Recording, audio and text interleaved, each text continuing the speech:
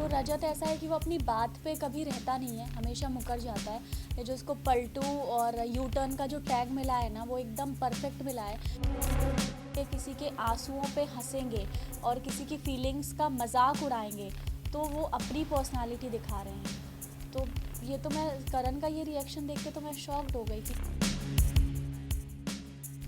उसने एक भी बार ये नहीं सोचा कि क्या अगर मेरी जगह अविनाश की बहन होती तो जो बातें अविनाश ने मेरे लिए बोली हैं, तो क्या वो तब अपनी बहन को भी वही सब बोलता।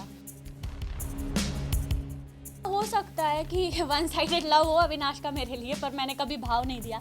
फिनाले से एक हफ्ता पहले चाहत पांडे बिग बॉस 18 के घर से बाहर हो गई हैं। ऐसे में शो से निकलकर चाहत ने कई सदस्यों की पोल खोली। चाहत ने बताया कि शो से बाहर निकलकर उन्हें पता लगा कि करणवीर मेहरा पीठ पीछे उनकी बुराई करते थे।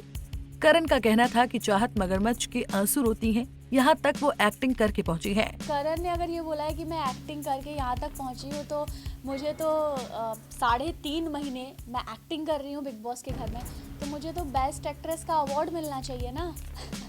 है कि नहीं? कितनी अच्छी एक्टिंग कर रही हूँ मैं कि 3.5 महीने से मैं एक्टिंग ही कर रही हूँ।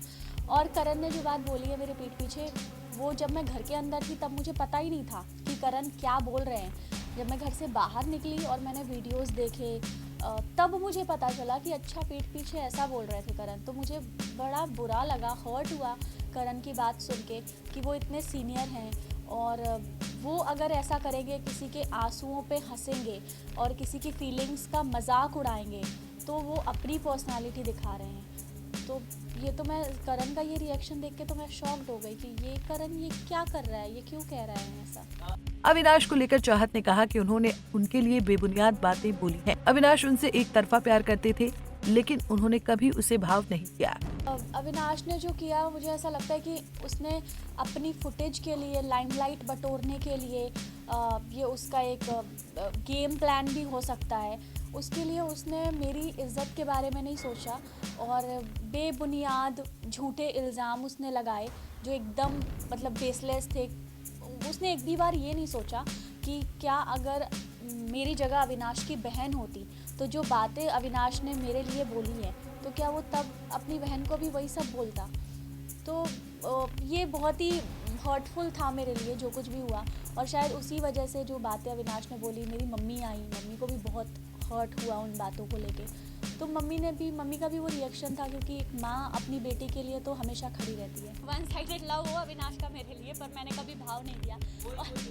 हो सकता है, आई डोंट नो, पर जहाँ तक हमने अविनाश और मैंने काम किया है, हम कभी दोस्त नहीं थे, क्योंकि हमारी वो वाइब मैच नहीं हुई। हम प्रोफेशनली काम करते थे, hello hi bye bye that's इट। और ये सब जब अविनाश ने किया, मेरे बारे में जो बातें बोली हैं कि ऐसा है वैसा है, ये है, मेरे लिए बहुत शॉकिंग था, क्योंकि मैं ऐसे अविनाश को नहीं जानती हूँ जो मतलब अपने लिए किसी लड़की की इज्जत को इतना गिरा देगा अपने फुटेज के लिए कि नया तरीका ढूंढेगा नए मुद्दे बनाने के लिए, ऐसे बेबुनियाद।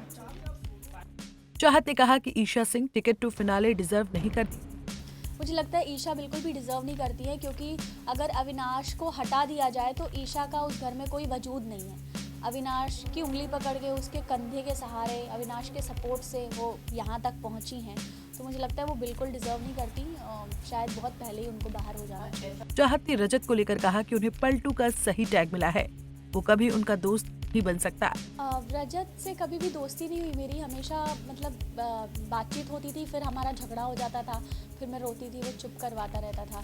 तो रजत ऐसा है कि वो अपनी बात पे कभी रहता नहीं है, हमेशा मुकर जाता है। वो जो उसको पलटू और यू टर्न का जो टैग मिला है ना, वो एकदम परफेक्ट मिला है, क्योंकि वो अपनी बातों पे कभी नहीं रहता है। वो सबको यहाँ आपको बोलेगा कि हाँ भाई मैं तुम्हारे साथ हूँ, पीछे पलट के उसको भी बोलेगा कि हाँ भाई मैं तुम्हारे भी साथ हूँ। तो वो कब कहाँ है, क्या कर रहा है, क्यों कर रहा है, उसको खुद ही पता नहीं है। और ये जो उसकी आदत है कि जैसे मेरे साथ वो करता था कि पहले मुझे हर्ट करता था, मेरा मजाक उड़ाता था, पीठ पीछे भी जाके सबके साथ मेरा मजाक उड़ाता था, फिर वापस मुझसे बात करने आ जाता था, है ना। और जब मैं रोती थी चुप करवाता था, तो यही चीज़ें रिपीटेटिव हो रही थी। तो मुझे ऐसा लगता था कि ना मेरे साथ रजत जो है बहुत ही फ़ायदे के लिए, ये समीकरण वाला रिश्ता होता है ना, वैसा था कि मुझे वो रजत चोट भी मारता था और फिर मलहम भी लगाता था, फिर चोट मारता था, फिर तकलीफ़ पहुंचाता था अपने शब्दों से और फिर मलहम लगाता था। तो ऐसे इंसान से दूर रहना बेहतर है जो आपके साथ है पर आपके पीठ पीछे आपकी बुराई कर रहे हैं, आपका मजाक उड़ा रहे हैं। और रजत ना कभी मेरा दोस्त था और ना ही बन सकता है, ना मैंने उसको कभी रजत भाई बोला है ना। तो भाई भी मैंने रजत भाई कभी करके उसको बोला नहीं। तो मुझे ऐसा लगता क्या नहीं है दोस्त, वो दोस्त बनने के लायक ही नहीं है, क्योंकि उस इंसान पे भरोसा ही नहीं किया जा सकता। जो इंसान अपने शब्दों पे नहीं रह सकता, जिस पे हम ट्रस्ट नहीं कर सकते, उससे हम दोस्ती कैसे करेंगे। तो मुझे नहीं लगता मेरे रजत की कभी दोस्ती हो सकती है, क्योंकि वो पलटू है।